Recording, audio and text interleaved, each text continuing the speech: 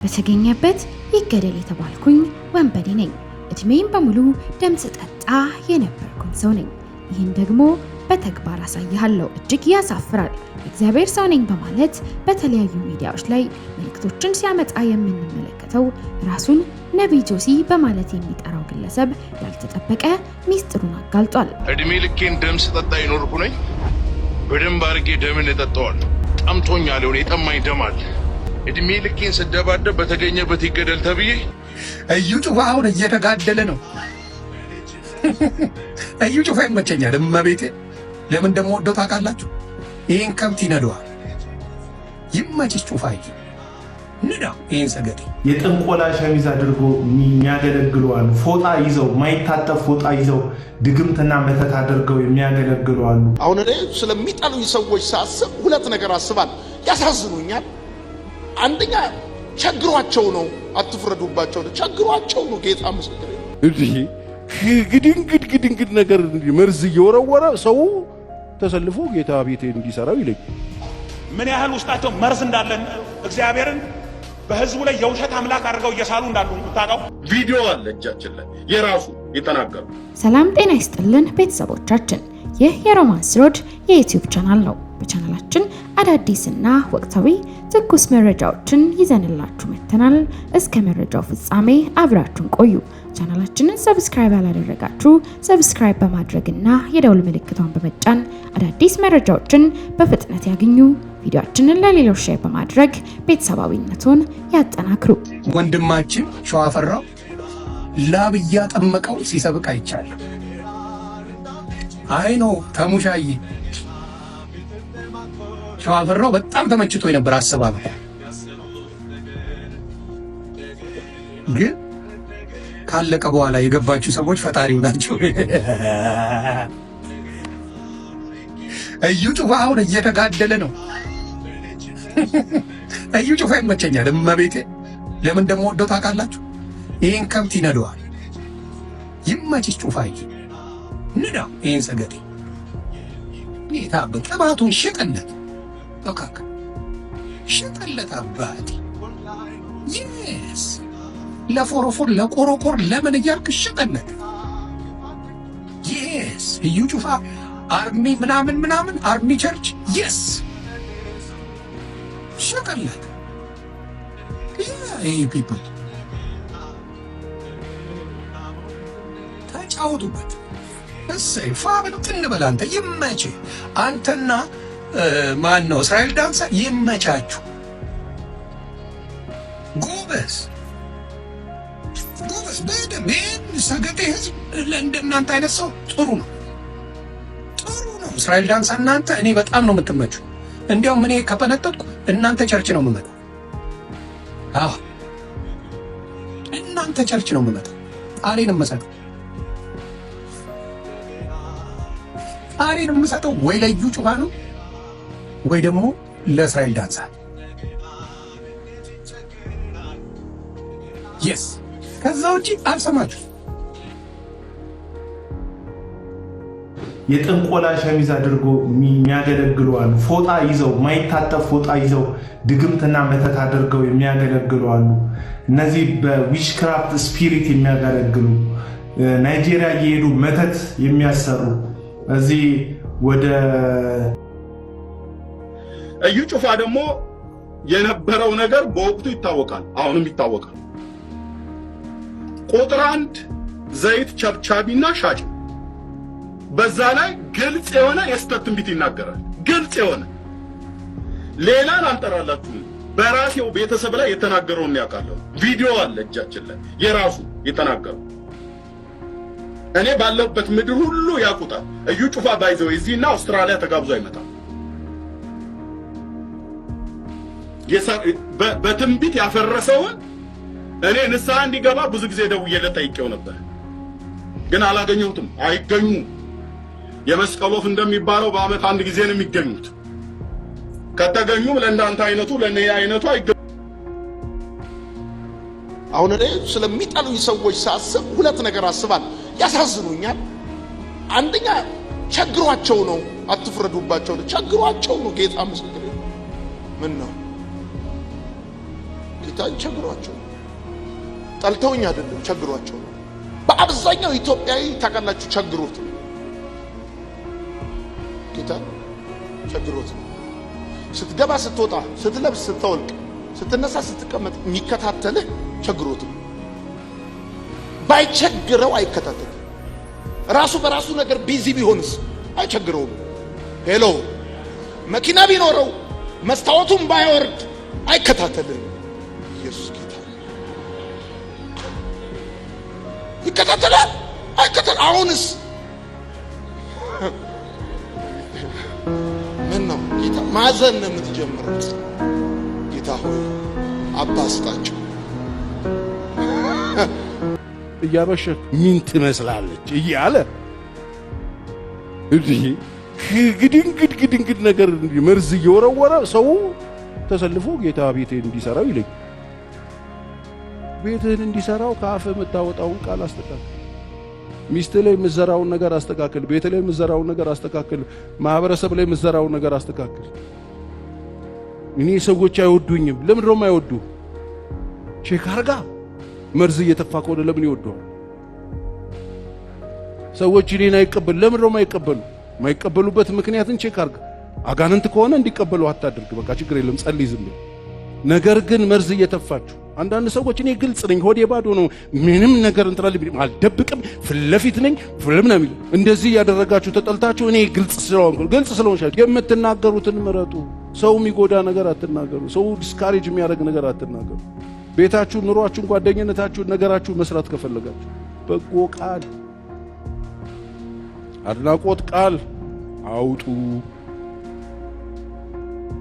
ህዝቡም መልእክትን ተቀብያለሁ በማለት የሚያስተላልፈው ነብይ ጆሲ ባልተጠበቀ መልኩ እድሜ ልኬን ደም ስጠጣ ነበርኩ ደምህን እጠጣዋለሁ ደም ጠጪ ነኝ ይህ ከንቱ ፉከራ አይደለም የማሳይህ ተግባር ነው በማለት መናገሩ ድንጋጤን ፈጥሯል እጅግ መነጋገሪያነትን የፈጠረው ይህ ንግግሩም እንደገና በማህበራዊ ሚዲያ ላይ ሲዘዋወር ይገኛል የእግዚአብሔር ሰው ነብይ ነኝ በማለት ራሱን የሚጠራው ነብይ ጆሲ እጅግ በሚያስደነግጥ መልኩ በማህበራዊ ሚዲያ ላይ በዚህ ልክ ራሱን መግለጡ ብዙዎቹን ያነጋገረ ሲሆን ተከታትለን እንመለስ እኛውኝ እነግራለሁ እድሜ ልኬን ደም ስጠጣ ይኖርኩ ነኝ በደም ባርጌ ደምን እጠጣዋል ፉከራ ብቻ ሳይሆን በተግባር ጠምቶኛል ነው የጠማኝ ደማል ያንን ተዘጋጅ ሰማ 30 ምናምን ግሩፕ ስመራ የነበርኩ እድሜ ልኬን ስደባደብ በተገኘበት ይገደል ተብዬ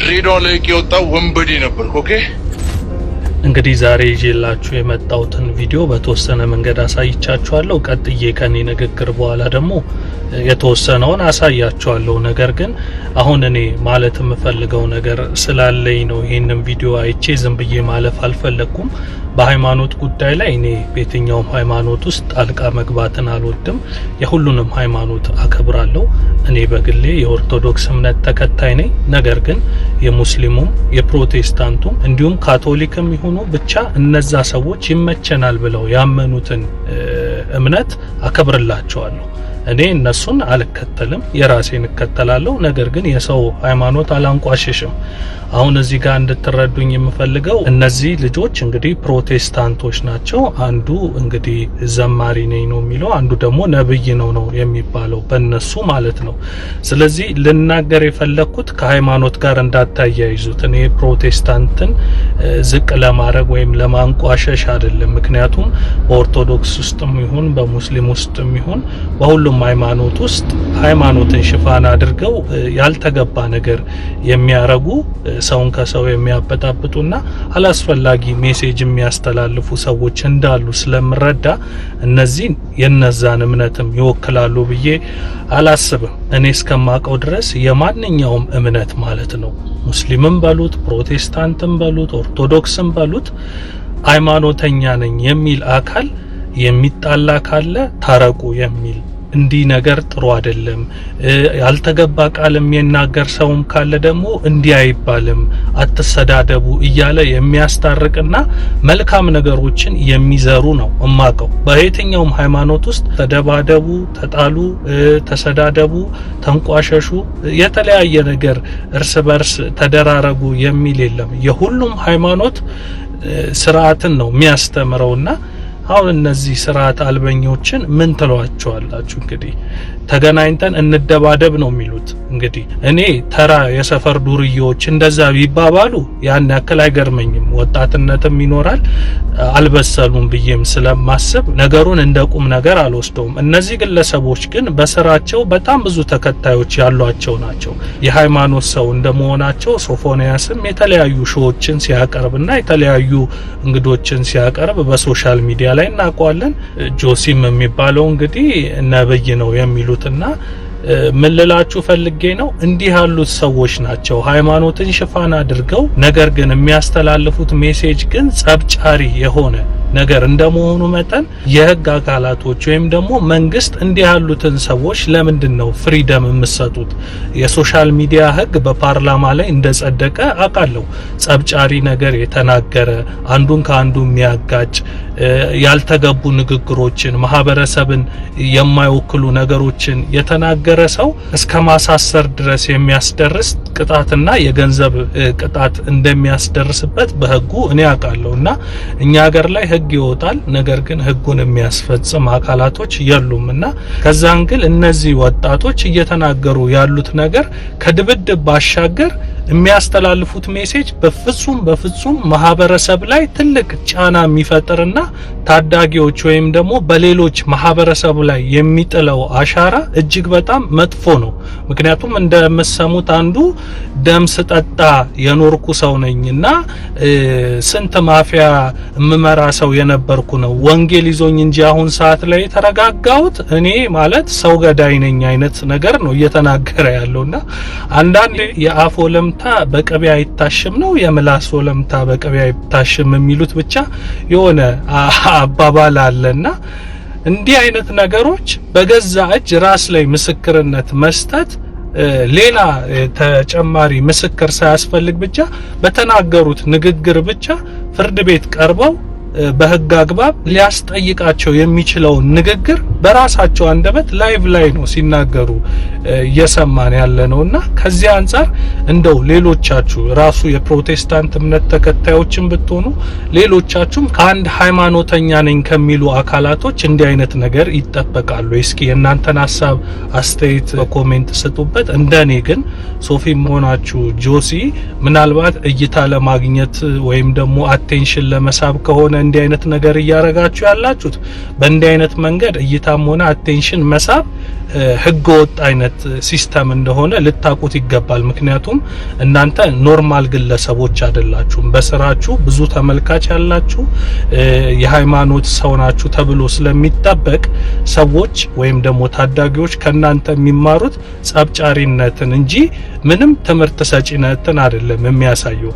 ስፖርት ለጤና ጥሩ ነገር ነው። ስለዚህ ራሳችሁን በስፖርት ማዳበር መልካም ሆነ ሳለ ግን እየተወጣጠሩ ግን እና እኔ እናንተ ንግጠም ደም ጠጪ ነበርኩኝ ምናምን ማለት ግን ለሚሰማውም ሰው የሚረብሽ ንግግር ነው። እንደገና ሌሎች አካላቶችንም የሚያስተምረው ታዳጊዎችንም የሚያስተምረው እርስ በርስ መጣላትን መደባደብን እንደ እርፍና እንደ አራድነት እንዲታይ እያደረጋችሁ ስለሆነ ያለው እንዲህ አይነት ፕሮሞሽን ወይም ደግሞ እንዲህ አይነት እውቅናን ለማግኘት ቴንሽን ለማግኘት ተብሎ የሚደረግ ነገር ፈጽሞ ትክክል ስላልሆነ ምናልባት ጉልበታችሁን ተመከታችሁ ከሆነ እንደ ቃሉ ልንገራችሁ፣ እኔም ኦርቶዶክስ ነኝ። በሁሉም ሃይማኖት ብትሄዱ ኃይል የእግዚአብሔር ነው የሚባለውና ጎልያድን እንኳን ዳዊት በጠጠር ነው የጣለውና እንዲህ አይነት ጥጋብ ወይም ደግሞ እንዲህ አይነት ያልተገባ ነገር በህይወታችሁ ላይ ትልቅ ዋጋ ሊያስከፍላችሁ ስለሚችል ምናልባት እኔ እንደወጣት ልምከራችሁ፣ እያረጋችሁ ያላችሁት ነገር በእናንተ ቤት ማንም ምንም አያመጣብኝም አይነት ድርጊት ስለሆነ እየሰራችሁ ያላችሁት ኃላፊነት የጎደለው ነገር ማህበረሰብ ላይ ማሰራጨት ትልቅ ዋጋ ሊያስከፍላችሁ ስለሚችል ብትጠነቀቁ መልካም ነው ላለው። በተጨማሪ ተመልካቾቼ ሀሳብ አስተያየት ስጡበት። ያው በተዘዋዋሪ እነሱ ጋር ይሄ ቪዲዮ እንደሚደርስ አውቀዋለሁ። ምክንያቱም እኔ ብዙ ተመልካች ስላለኝ ይሄ ቪዲዮ በአንድም ሆነ በተዘዋዋሪ ሼር ሆኖ ሲደርሳቸው ምናልባት ወደ ራሳቸው ቀልብ ከተመለሱ አለያም ደግሞ የሃይማኖት አባቶችም ሆኑ ሌሎች የህግ አካላቶች ይህን ጉዳይ አይተው አንድ እንዲሉት ስለምፈልግ ነው ይሄንን ቪዲዮ የሰራሁት። ለማንኛውም እስኪ ላይቭ ላይ ምን ሲባባሉ እንደነበረ ቪዲዮውን ላስመልክታችሁ በተወሰነ ተኛውኝ እነግራለሁ። እድሜ ልኬን ደም ስጠጣ ይኖርኩ ነኝ። በደንብ አድርጌ ደምን እጠጣዋለሁ። ፉከራ ብቻ ሳይሆን በተግባር ሬዲ ነኝ። በደስታ ግብዣን ተቀብያለሁ። በደም ጋዜጠኞች መጥተው ፕሮፌሽናል በሆነ መንገድ ተፈራርመን እኔ ለየትኛውም ፋይት ዝግጁ ነኝ። ቦክስ ምንድን ነው የኖርኩበት እኮ እበልሃለሁ። እርግጠኛውኝ እነግርሃለሁ። እድሜ ልኬን ደም ስጠጣ ይኖርኩ ነኝ። በደንብ አድርጌ ደምን እጠጣዋለሁ። ጠምቶኛል። የሆነ የጠማኝ ደም አለ። ያንን ተዘጋጅ። ስማ 30 ምናምን ግሩፕ ስመራ የነበርኩ እድሜ ልኬን ስደባደብ በተገኘበት ይገደል ተብዬ ድሬዳዋ ላይ የወጣው ወንበዴ ነበርኩ። ኦኬ አሁን ወንጌል ይዞኝ ነው፣ ጌታ ይዞኝ ማለት ነው። አንተ መርጠህ ይሄንን ፋይት ከኔ ጋር ፋይት ለማድረግ ሬዲ ከሆንክ አም ሬዲ ቱ ፋይት። የኔን አንድ ፓንች ይኸውልህ ትራንስፖርት ይሆናል። የዚህ ዘመን ገሪባዎች ነብይ ነን የሚሉ ሰዎች ድንጋይን ዳቦ ለማድረግ ነው እየጣሩ ያሉት። ግን ድንጋይን ዳቦ ለማድረግ አልተጠሩም። የተጠሩት ወንጌል ለመስበክ። ምን ያህል ውስጣቸው መርዝ እንዳለን እግዚአብሔርን በህዝቡ ላይ የውሸት አምላክ አድርገው እየሳሉ እንዳሉ የምታውቀው ጌታ ኢየሱስ ክርስቶስ የሰይጣንን ሽንገላ ስለማይስተው ሰይጣን ቆሟል። እስቲ ድንጋዩን እስቲ ዳቦ አድርገው እስቲ ልብ ካለ ሲል ትልቅ ዳቦ ቢያደርግ ስህተት ነበር። እስቲ ራስን ከዚህ ተራራ ላይ ጣል፣ በእጆቻቸው ምን መላእክቱ ስላንተ ለቃ እንዳትሰናከል ምናምን የሚለው ነው። እሱ ይሁን አንተ ዝርግፍ ያለ አሁን እኮ እኛ ተዘርግፈን እያለቅን ነው። ሰይጣን መጥቶ እስቲ ፍረት እስቲ ጉዳይ አለ ፍርጥ ነው እንዳላሉ ወርውረን እስከምን እንዳመኑ ታውቃለህ። ያድነናል። ባያድነንም ግን አንተ ላቆምከው ምስል አንሰግድ። እስከ መጨረሻ ዲተርማይንድነስን የሚያሳይ ረሃብን ፕሮክራስቲኔሽን ስፒሪት ለነገ የሚል ቀጠሮ የላቸው። ንጉሥ ሆይ እባክህን እሺ በቃ አስበንበት እናድራለን፣ ይሄንን እሳቱን ለነገ አሳድርልናል አሉት። ጣለናው። ኖ ሞር ፕሮክራስቲኔሽን። ለነገ ይደርልናል አሉት። ጣለን ችግር ጣለ ብድግ አድርገው ወረወራል። ባያድነንም የሚለው እግዚአብሔር ደካማ ስለሆነ ስለማይችል ምናምን አይደለም። ባያድነንም የሚለው ላይ አንዳንድ ፍቺዎች ላይ ሊያድነን ፍቃደኛ ባይሆን እንኳን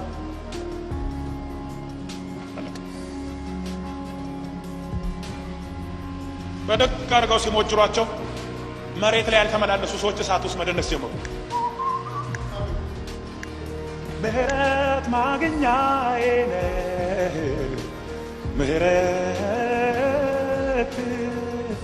ቸርነት ማግኛዬ ነህ፣ ቸርነት እያሉ ይመላለሱበት ጀመር። የአማልክት ልጅ የሚመስል ይላል ከመካከላቸው ተቀላቅሎ ከነሱ ጋር አብሮ ይመላለሳል እሳት ውስጥ።